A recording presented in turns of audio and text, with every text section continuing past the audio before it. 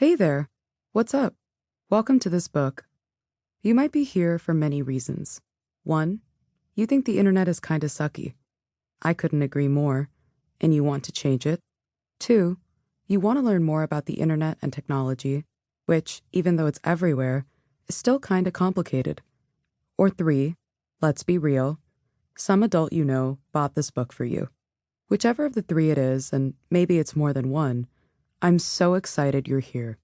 Here's what that adult didn't know when they bought this book. I'm a young person too, so I hate the lecturing, cringy, sappy life lessons just as much as you do. Let me start then by being clear. That's not what this book is about. It's also not here to make you use your phone a certain way or to claim that technology is bad. Straight up, the only folks who think that are, well, old people. With all of that said, what is this book about? And why should you read it? Simply put, this book is designed to be an internet survival guide. In this book, you'll find everything you need to know to be a successful digital citizen. And if you're wondering what that is, take a peek at Chapter 1. Today's internet might seem pretty simple. Hop online, chat with friends, watch videos, do your homework. But the internet, and technology more broadly, is much messier than you might realize. This book is meant to teach you 7 main skills, which, if you master them, will ensure that the internet never gets the better of you. In other words, you can use tech to be awesome, instead of running into trouble you later regret. Okay, maybe I have your attention. But if I were you, I'd still be kind of skeptical. Who is this girl? And why does she get to teach me how to use the internet? Good questions. That's what this part of the book is for. To get to know me, your internet instructor. The one, the only, the myth, the legend. Okay, I'm not that cool, so I'll skip the dramatic intro. My name is Trisha Prabhu, and I'm here to teach you how to do the internet right. I'm originally from Illinois. I was born in Arlington Heights, which is a city in the suburbs of Chicago. My parents, Neil and Banu Prabhu, immigrated to the United States from India in the 1990s. A few years after they met, they got married, and in May 2000, the world was forever changed.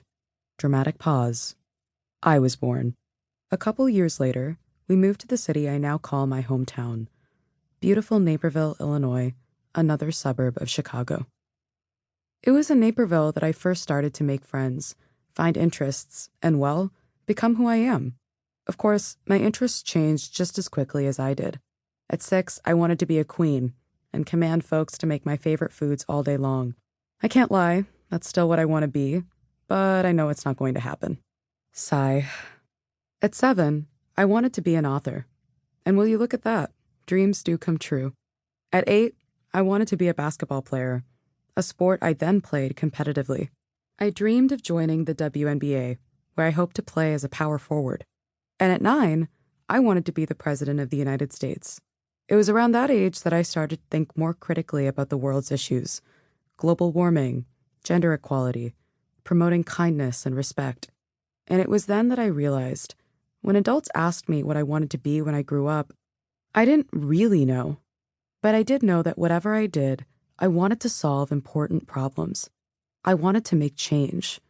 I wanted to make an impact. And then, at 10, perhaps the most important thing to ever happen to me happened. I was introduced to the incredible world of computers and coding. For those of you who don't know, computer programming, or coding as it's more informally called, is basically the act of talking to a computer. You can almost think of it as speaking in a foreign language, the language of computers. Whether you want to build a website dedicated to cat memes or a social media app for Michael Jordan fans, you need to be able to tell your computer what it should create.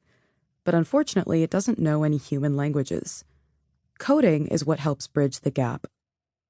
Rather quickly, I fell in love with coding. Why?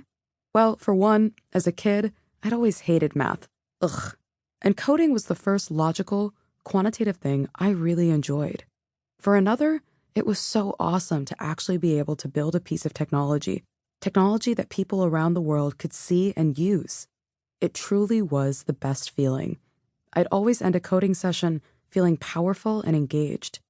In any case, it was soon pretty clear. This wasn't going to be a hobby or a phase. It was going to be something I did for the rest of my life.